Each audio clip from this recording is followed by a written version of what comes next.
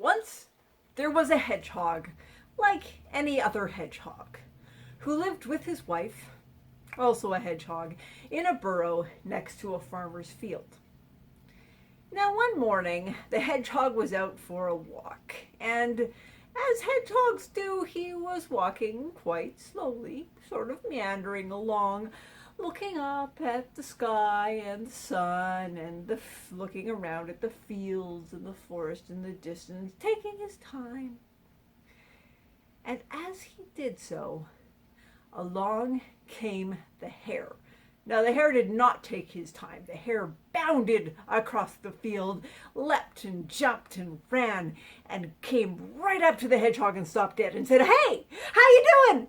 Hi, isn't it a nice day? Isn't it a nice day? It's a really nice day. I like it. I like the sky and the sun. I like how beautiful it is. I went for a run this morning. What did you do? I went for a run. I ran all the way across and around this field. I did. And guess what happened when I was finished? I still had so much energy that I ran around the field again. And then I ran around the field a third time. It's great. I love to run. Running is the best. I'm sorry. I shouldn't talk about running in front of you. I really shouldn't." And the hedgehog was just sort of looking at the hare and saying, why shouldn't you? I like to run." "Huh, yeah, sure, you like to run." "No, I do. I am a runner. I'm a good runner." "Yeah, listen, buddy, you're a hedgehog. There's nothing to be ashamed of being a hedgehog. You're not a runner. You're a walker, and that's fine." "I am not just a walker," said the hedgehog. "I can run really well, and I will prove it to you." Will you? "Yes, I will. I challenge you to a race."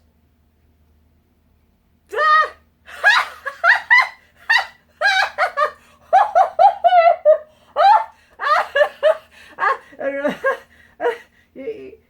You're not serious.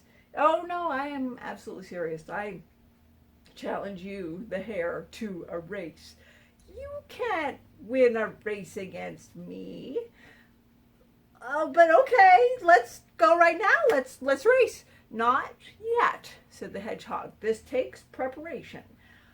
Come back in an hour and I'll have our course all set up." "All right," said the hare. "I mean, sure, it's your funeral. I will see you later." And off the hare went. Now the hedgehog, still taking his time, trundled along the edge of the field and went home to his burrow. As soon as he entered the burrow, his wife looked at him and she said, "What did you do?" I did nothing. I don't know what you mean. I can see it in your eye. What did you do?" "Oh, I may have challenged the hare to a race." "Why? Why would you do that? I don't understand you sometimes." It's fine. It's not really fine, it is fine. I can handle this. I have a plan." And he told her what it was.